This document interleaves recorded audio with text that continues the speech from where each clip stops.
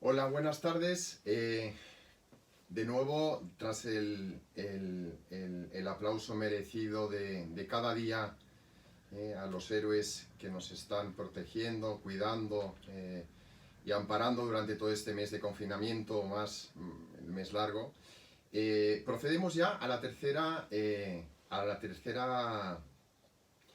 el tercer compartir en esta lectura del Caballero de la Armadura Oxidada, que era la propuesta que os había lanzado.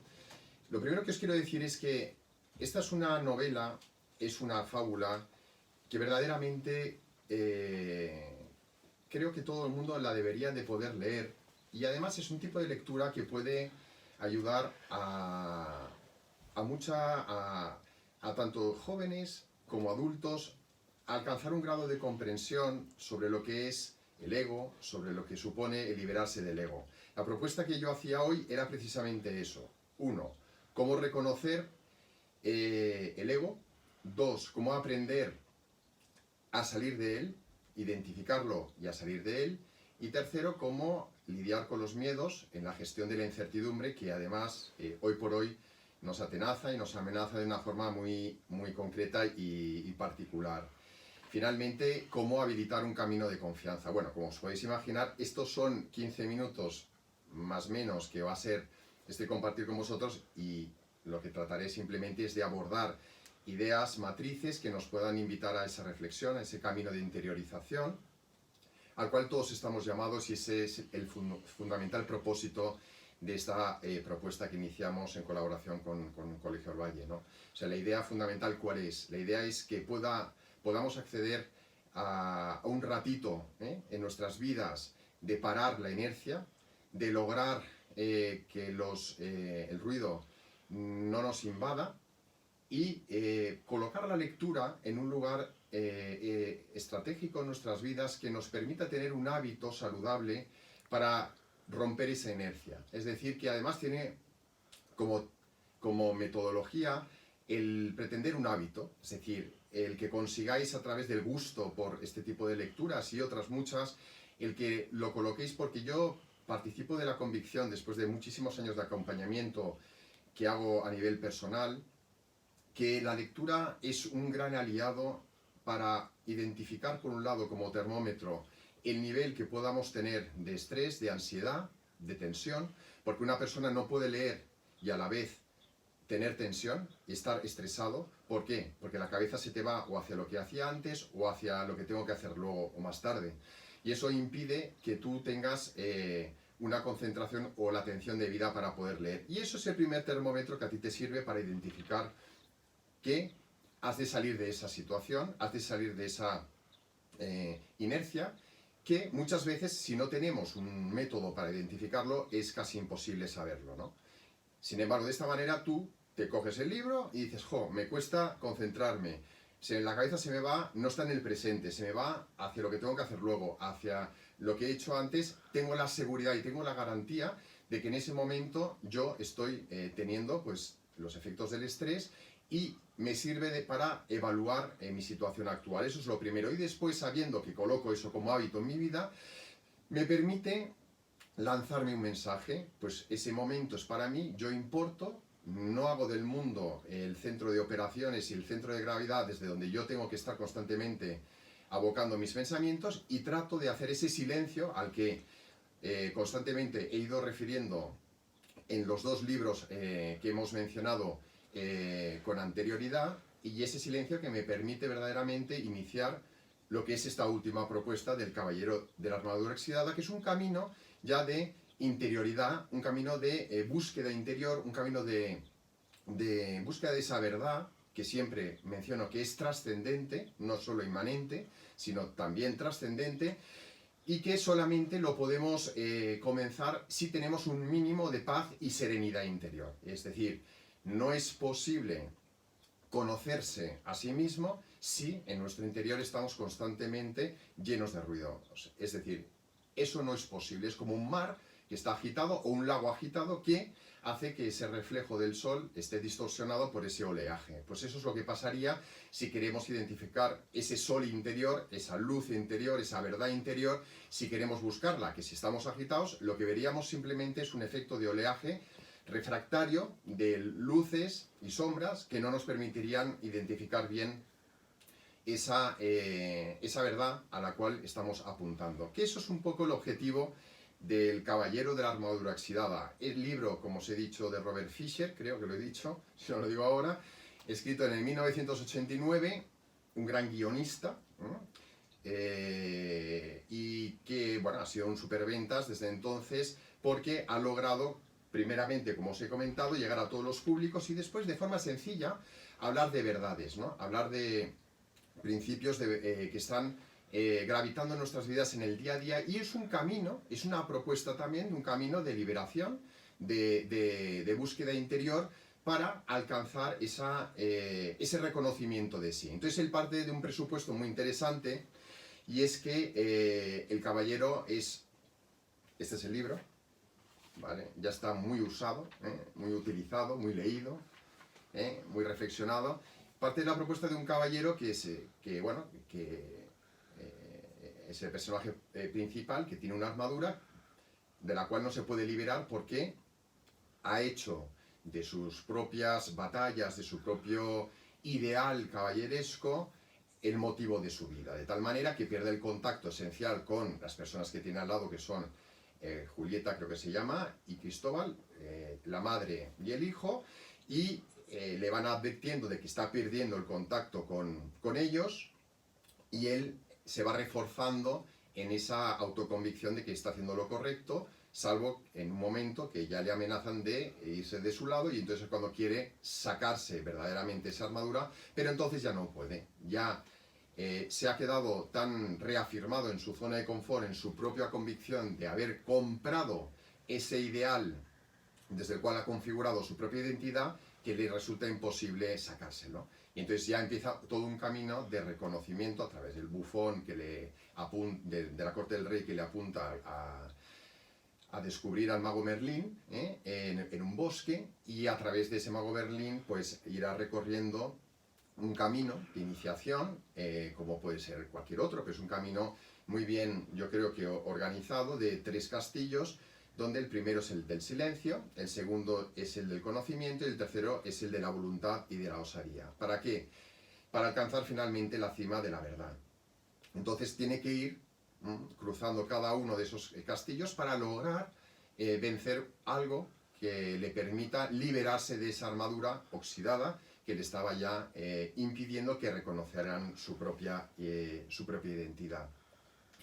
Como el día pasado, os voy a leer algo para que veáis que este libro es un libro para leerlo muy detenidamente, porque hay muchísimos aspectos constantemente que te pueden invitar a una reflexión y a saborearlo, ¿no? Esa reflexión para hacer una analogía con mi propia vida, con nuestra propia vida, y decidir en qué medida eso nos está indicando, reflejando o apuntando a aspectos que nosotros también nos deberíamos de sentir identificados con este autor, ¿no? Comienza diciendo: hace ya mucho tiempo, en tierra muy lejana, vivía un caballero que pensaba que era bueno, generoso y amoroso. Hacía todo lo que suelen hacer los caballeros buenos, generosos y amorosos. Luchaba contra sus enemigos, que eran malos, mezquinos y odiosos. Fijaros, este es el inicio del libro y ya podríamos parar aquí. Lógicamente, como se puede observar, esta primera idea es una ironía. Es decir, hacía todo lo que suelen hacer los caballeros buenos, generosos y amorosos. Luchar contra los enemigos, que eran malos, mezquinos y odiosos. ¿Cuántas veces en nuestra vida estamos constantemente tratando de justificar nuestras propias actitudes con ideales, con ideologías que siempre tratan de expresar que el malo malísimo, siempre va a ser el otro, ¿no? Y por tanto eso a mí me justifica para ponerme esa armadura diariamente y hacer de eso mi razón de ser. Lo dejo ahí y cada uno que lo reflexione. Cuando en el asunto de la caballería había crisis, tenía la mala costumbre de rescatar damiselas, incluso cuando ellas no deseaban ser rescatadas. Qué interesante, ¿no? Esa es la idea de cuando alguien necesita buscar siempre una razón, una justificación para que sea su guía, su motor, que le impulse a tener un ideal desde el cual justificar toda su vida, ¿no? Pero ¿qué ocurre normalmente? Que cuando ese ideal no está ni está afianzado en el propio ser interno, que es hacia donde apunta la cima de la verdad, que es ese camino de interioridad, lo que respondemos simplemente es a un ideal que nos hemos construido mentalmente para autojustificarnos. Sobre todo, cuando hacemos eso, lo que buscamos muchas veces es ser pues sobreprotectores, los salvadores de los demás. Siempre tenemos la palabra, como he dicho muchas veces, que completa la frase del otro. Tratamos de sobreproteger, de demostrar, ese afán de demostrar para sentir que estamos realmente justificados. Lo dejo ahí para que cada uno lo piense, ¿no? Es decir, en qué medida estamos atrapados en ese ego que está siempre buscando el enemigo fuera, la razón de ser de que siempre estoy justificado cuando trato de estar luchando constantemente en esa agitación que me permite pensar que esforzado soy, que bueno soy, que maravilloso soy, porque simplemente muchas veces he podido acabar en un triste activismo. Lo dejo ahí también para que lo podamos serenamente reflexionar. Fijaros que estoy prácticamente en la página 1. Y partía a la batalla con bastante frecuencia. Ante la mera mención de una cruzada, el caballero se ponía la armadura entusiasmado, montaba su caballo y cabalgaba en cualquier dirección. ¡Qué bueno es esto! ¿Qué nos quiere decir el autor? Que cuando uno tiene como esa cruzada, simplemente un ideal, que no hunde sus raíces en la verdad, sino en esa configuración que me justifica, que he dicho que es una configuración ideal, lo que suele suceder siempre es que se apunta a cualquier lado. Porque al no haber un telos, una finalidad, lo que pasa es que no sé el origen, no sé desde dónde apunto.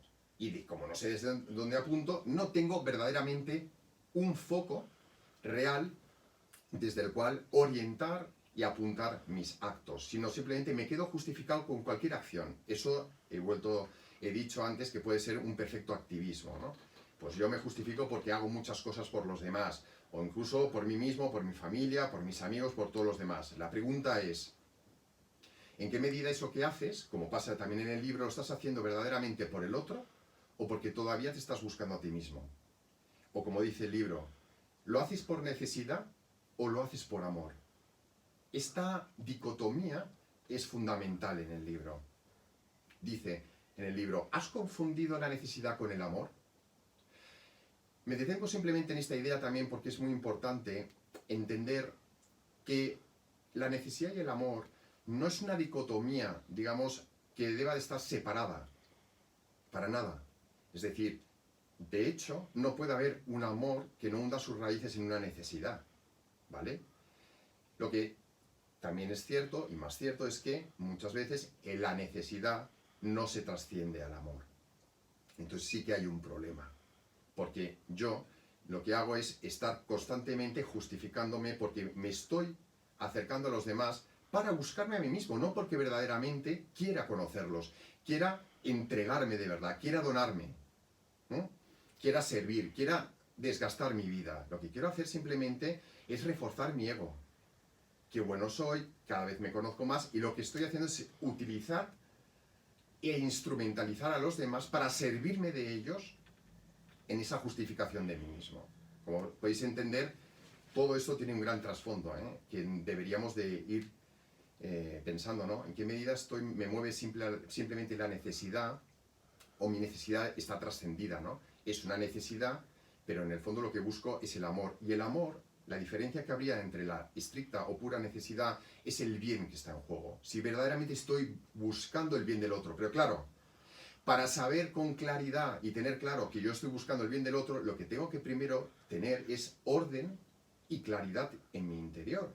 Y por eso el silencio, la serenidad, la contemplación, la trascendencia son esenciales. Porque si yo no identifico cuál es mi naturaleza, cuál es ese bien que me es propio, ese ser que me habita, que es trascendente como consecuencia trascendente, y esa trascendencia está afianzada en ese término, en esa realidad que es Dios, que es algo vivo, trascendente y presente y real, yo no puedo verdaderamente llegar a conocer a los demás, porque necesariamente trato de trasladar, autoproyectarme en los demás mis propias necesidades. La única manera de trascenderlo es lograr ese camino de trascendencia personal e interior. También dice, durante años el caballero se esforzó en ser el número uno del reino, ¿no? ¿Cuántas veces estamos constantemente querer ser los mejores, ¿no? Los primeros, ¿para qué? Para que nos reconozcan, para que nos aprueben, para sentirnos bien con nosotros mismos, justificados, queridos, valorados. ¿Eso no es malo? Claro que no es malo. El problema es cuando solamente nos relacionamos, como he dicho, buscándonos constantemente a nosotros mismos y no estar en pos o en posición de querer que nuestra realización esté fundamentalmente unida al crecimiento, al respeto, a la dignidad y el crecimiento de los demás, que ese es el verdadero reto que se nos presenta, ¿no? Bueno, eso imaginaos son 2 páginas, podría seguir y en cada párrafo pararme. El ego más o menos ya lo tenemos identificado, ¿no? Es esa necesidad que tengo de ir constantemente justificando mi propia imagen de mí mismo que me he creado yo, ¿no? Y todavía ahí no he conseguido trascenderme. Lo primero que tengo que hacer es reconocer que eso es una realidad que está operando en mí. Muchas veces el problema es que ni reconocemos que estemos ahí. Y otras veces es que si lo entendemos a nivel conceptual, pero no sabemos verdaderamente en qué consiste esa trascendencia, ni tenemos con claridad experiencia de qué significa esa trascendencia. Solo digo una idea que creo que es interesante para que se comprenda muy bien cómo se puede entender o comprender qué es esa trascendencia, qué es ese salir del ego. Mirad, lo primero que quiero expresar es, cuando uno tiene ya ese hábito de estar constantemente volcado pues, a buscar el bien, ¿no?, de los demás, porque también se ha trabajado a sí mismo, que es el trabajo previo que estamos ahora analizando en el libro, lo primero que hace es dejar de tener juicios constantes, dejar de tener prejuicios, dejar de estar evaluando a todo el mundo, de etiquetando, cosificando, clasificando, midiendo, comparándose. Eso es lo primero que cae. Si uno tiene esa tendencia constantemente a compararse, a medirse, a estar buscando a justificarse en los demás, el miedo al que dirá, los respetos humanos, todo eso, que tenga muy claro que todavía es un camino de trascendencia no conquistado. Y siempre es un conquistarse en ese camino, ¿eh? No existe un valor absoluto ahí. Pero tiene que saber que ahí hay señales que invitan a pensar que verdaderamente no se ha conquistado ese camino. ¿Qué es lo propio de alguien que consigue esa trascendencia? Pues son experiencias es una experiencia interior porque está viva, la trascendencia es algo real, vivo, que no procede de mi cabeza, sino que está fuera de mí y en lo más profundo de mí, en lo más profundo de mi corazón, que me da paz, que me da serenidad, que me permite estar alegre, que está constantemente buscando que el otro tenga ese espacio de realización, no está simplemente querer ser el protagonista, sino deja a los demás crecer, ser protagonistas.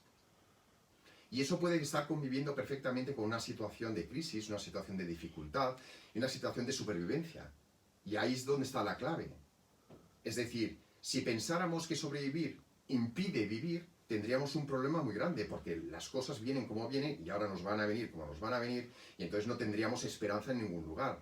Porque si todo se mueve de tal manera que al final no hay ninguna seguridad en nada, vaya gracia tiene esta vida, ¿no? Vaya gracia tiene esta realidad que nos ha tocado vivir. Sin embargo, la realidad no es así.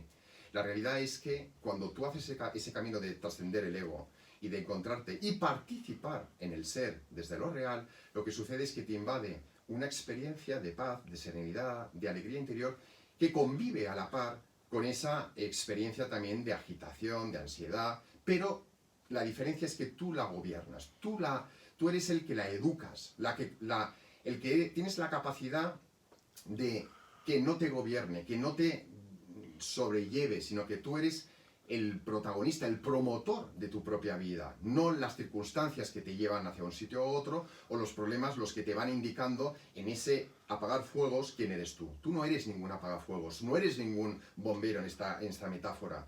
Lo que eres es alguien llamado con esperanza a lidiar tu vida, a ser un líder de tu propia realidad, desde la propia humildad del reconocimiento y la aceptación de lo que tú eres, sin ningún tipo de tapujos, sin ningún tipo de miedos, que ese es el último castillo que se tiene que vencer, ¿no? Os he dicho, el tercero es la voluntad y la osadía. Lo que tiene que vencer es sus miedos. Y el primer miedo que tiene que vencer uno, el primero es aceptarse a sí mismo. Aceptarme como soy, reconocerme como soy, incluso reírme muchas veces de cómo soy, tener esa ironía sana, o esa de reírte de ti mismo, porque eso te permite tirar tierra esas imágenes que nos hacemos, serias, súper respetuosas, que no tienen nada que ver con la realidad. Tenemos que ser como niños en este sentido para saber cuál es la textura más liviana para reconocer ese quién eres tú, sin ninguna acritud, sin estar constantemente culpabilizándonos, censurándonos, criticándonos, que es lo que aparece normalmente cuando vivimos bajo la estructura del ego, que estamos constantemente criticándonos, culpabilizándonos, machacándonos. ¿Por qué? De fondo, porque no hay una aceptación de nosotros. Y si no hay una aceptación primaria de nosotros, no pueden hacer ni el perdón, ni la necesidad del perdón, ni de ser perdonado, ni de dar las gracias, ni de dejar recibir que nos dé las gracias. Todo eso nace de esa aceptación. Ese reconocimiento que hace que al mirar de cara mis propios miedos, ponerle nombre a las cosas, van desapareciendo. Con lo cual, al final, el principal enemigo que tenemos que abatir es nuestro propio ego. Y ese es el principal miedo del cual nos tenemos que liberar.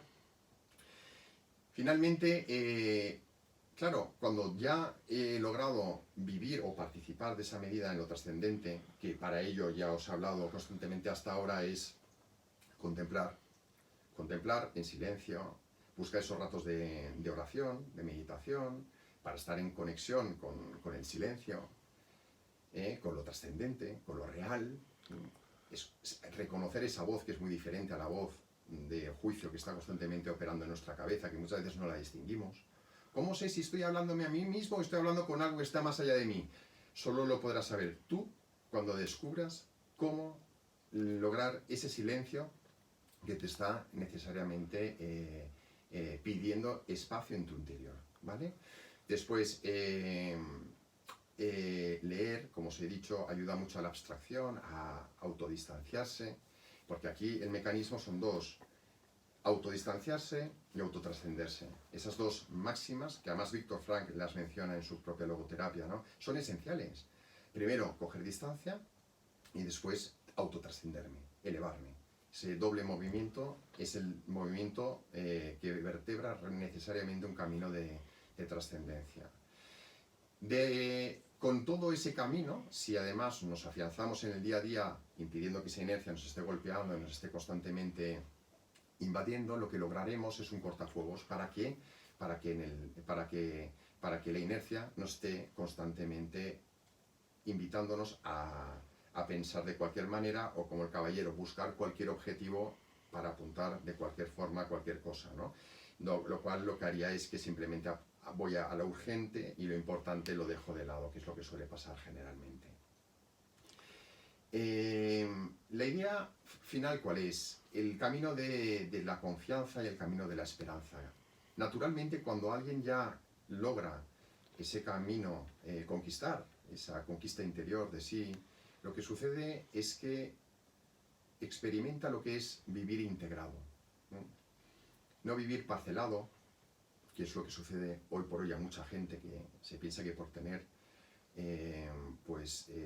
todo segmentado y cumplirlo, uno puede llegar a ser feliz, y eso no es verdad, no es cierto, no es posible además, porque el ser humano está invitado a integrarse, a vivir en plenitud todas las dimensiones de su persona, que son la biológica, la física, la psicológica, la emocional, la intelectual y la espiritual. Estas dimensiones tienen que estar constantemente interpenetradas.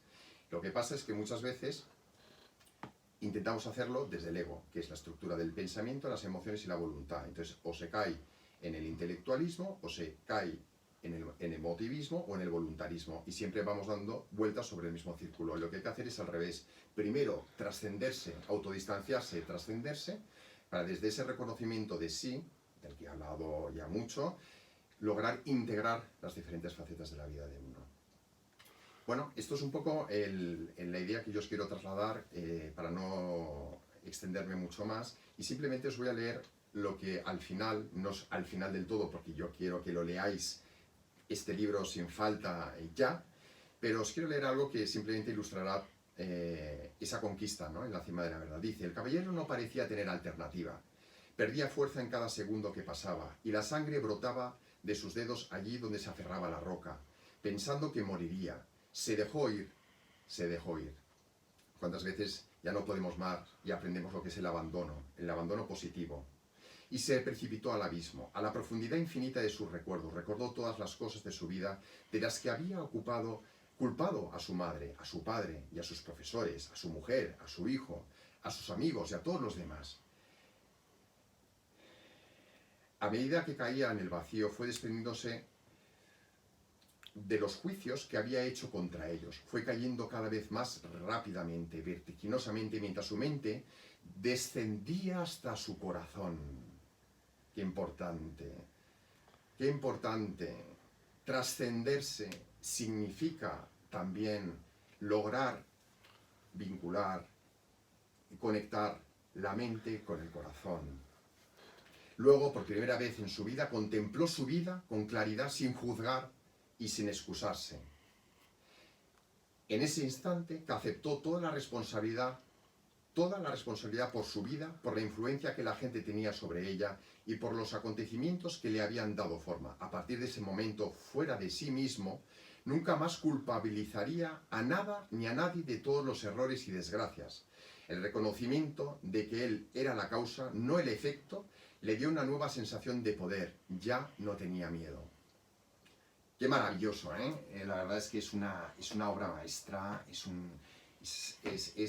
cada vez que lo leo saco ideas nuevas, intento profundizar más, y quiero acabar con esta idea, la importancia que tiene aceptarse a sí mismo, reconocerse, para liberarnos de nosotros, de nuestros miedos, abandonarnos, no tratar en positivo hacia el ser, hacia la luz, hacia lo trascendente, salir de nosotros mismos para no estar centrados egóticamente, egoístamente, solo en nuestras necesidades, en lo que necesito, y empezar y aprovechar este confinamiento para probablemente hacer aquello que es lo más importante de nuestra vida.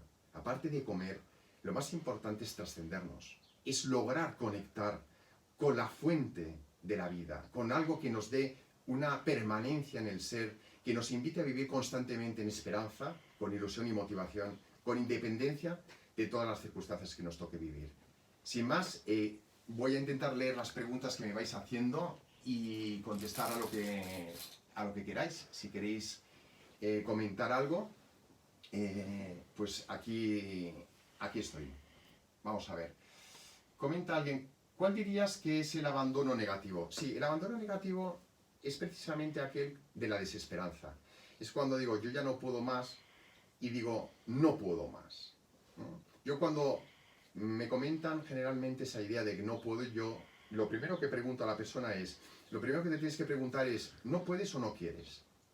Y dice, no, yo no puedo.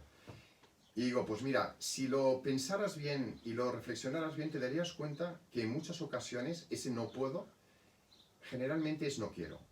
Porque cuando tú quieres vencer cualquier situación, el querer ya es el principio que puede operar una nueva esperanza en mi vida. Cuando digo no puedo, se cumple aquella frase ya tan conocida, creo que es de Henry Ford, que tanto si crees que puedes como que no puedes, en los dos casos tienes razón. La llamada profecía autocumplida de Pigmalión, ¿no?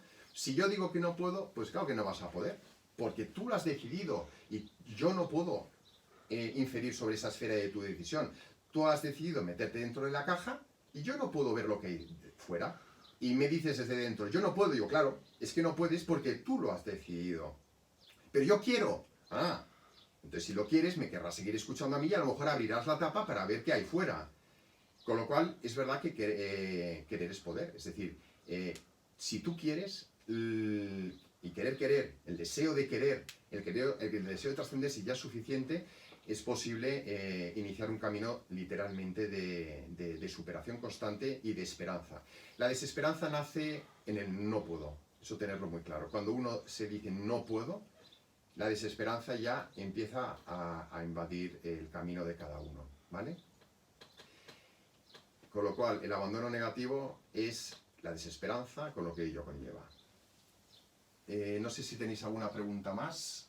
En la situación en la que vivimos con esta pandemia, podremos conseguir respuestas para poder enfrentarnos ante esta situación. Nos ayudarán. Me alegro. Virginia, Y yo creo que sí. Yo creo que este momento nos invita fundamentalmente a muchas cosas y una principal, que es tomar conciencia de la asignatura pendiente que tenemos de responsabilizarnos bien de nuestras vidas, de tomar conciencia de la cantidad de capacidades, la cantidad de recursos, la cantidad de elementos que en nuestro interior todavía no hemos descubierto para poder y poner en juego toda la situación en la que nos tocará vivir, ¿no? Creo que es un momento único para vivir esa transformación. Preguntáis, ¿es compatible la ambición y el desarrollo personal profesional con el abandono y la trascendencia? Sí, esa es una grandísima pregunta que me hace Héctor. Vamos a ver, sí, hay filosofías que constantemente están apuntando hacia otros lugares, como filosofías pues, más estilo Zen, que lo que pretenden es una especie de estado de autoamnesia, o donde uno piensa que está en paz, está con serenidad, está con alegría simplemente porque ha desconectado la clavija del deseo y de la necesidad, y además es que busca como fundamento liberarse del deseo para alcanzar ese nirvana o esa pretendida iluminación, ¿no? Nosotros, mi propuesta desde luego que no va por ahí, es todo lo contrario. O sea, la propuesta es muy definida. Tú acoges tu naturaleza con tu integralidad. El deseo es lo más fundamental y fundante que en tu vida te lleva a buscar el bien, porque el deseo te lleva a buscar lo bueno, lo que te apetece, lo que se te aparece, en primera instancia como apariencia de bien, ¿vale? Y eso tiene que estar vivo y presente. Uno de los síntomas claros de depresión también es la pérdida del deseo, ¿no? O de oscuridad o de abandono negativo, es la pérdida del deseo. El deseo es importante y, por tanto, la ambición hunde sus raíces en el deseo. Ahora, el problema es cuando ese deseo no se trasciende. Se queda simplemente en buscar lo que a mí me apetece, por eso digo, en apariencia de bien, lo que yo necesito y además a costa de los demás. Es decir, servirme de los demás para beneficiarme yo, ¿no? Es donde esa ambición ya se vuelve contra uno mismo y no te permite alcanzar ese bien, ni el tuyo ni el de los demás. Con lo cual, tener ambiciones sanas, ambiciones que nos permitan superarnos, elevarnos, es absolutamente necesario y esencial. Tener esos sueños, esas ilusiones, luchar por ellos, pero luchar de forma real, realista, que es siempre dando lo mejor de nosotros a la gente que nos rodea. Siempre, siempre. Con esa serenidad, con esa paz, que a veces es una conquista porque no es fácil, sobre todo los que tenemos carácter o un temperamento determinado, que es mi caso también, ¿no? Que a veces pues tenemos reacciones pues un poco desproporcionadas frente a situaciones y tenemos que trabajarnos. Pues es el trabajo de las virtudes, el cultivo de las virtudes que os he ido hablando en otros días. ¿Puedes explicar, preguntáis, puedes explicar qué quieres decir con conocer tu ego y saber convivir con él? Lo que quiero decir es lo que en el libro expresa muy bien, que para poder vencer, digamos, esa tendencia a estar centrado en uno mismo, lo primero que uno tiene que identificar es qué es esa cápsula de uno mismo. Eso es lo que yo denomino ego, ¿no? Es el sentido de identidad desde el cual yo me he construido a mí mismo en esa vida de supervivencia, ¿vale? De cubrir las necesidades básicas, de la vida diaria. Eso es el ego. El ego no es malo, también hay que decirlo, porque también hay las teorías, por ejemplo, del budismo, determinado budismo, es que el ego es el malo malísimo que hay que combatirlo para liberarse. No, no, no. El ego es absolutamente necesario porque hunde sus raíces en esa necesidad de querer, de esa contingencia, ese reconocimiento y aceptación también de mi naturaleza, no solamente espiritual, sino contingente, humana, y que puede estar sujeta a la muerte. Si no reconozco eso, me estoy yendo hacia ideales que se alejan de la realidad, ¿no? Y entonces la pregunta era... espérate. La pregunta era... ¿cómo convivir con el ego, no? ¿Cómo convivir con el ego? Con el ego se convive aceptándose a sí mismo, reconociéndose cómo funciona esa voz interior que constantemente está más en posición de ser una voz de juicio que nos culpabiliza, nos censura, nos critica, que ve siempre el vaso medio vacío, que impide que tengamos la autoestima regulada porque está constantemente haciéndonos ver nuestros defectos. Una vez reconozco que eso no forma parte de mi ser, que no soy yo, que eso es muy importante, porque si no uno dice, bueno, soy yo, bueno, pues si quieres decir eres tú, pero yo te diré, eres tú en el mundo de las sombras. Pero hay un tú que está en el mundo de la luz que ve todo lo contrario, el vaso medio lleno, las posibilidades, las potencialidades, y eso se llama esperanza. Esa esperanza no es ciega, ¿por qué? Porque también ve las carencias, por eso es la aceptación de sí, la clave. Porque solamente una filosofía que mire solamente las bondades de la vida de forma naif es también una forma de engañarse a sí mismo. Por tanto, ves todo, pero escoges, hay un acto de elección de escoger la voz que sé que me lleva a dar lo mejor de mí mismo y a ser mi mejor versión, que es la voz que está orientada a esa esperanza y a esa conexión con el ser, ¿vale? A ver qué comentáis más.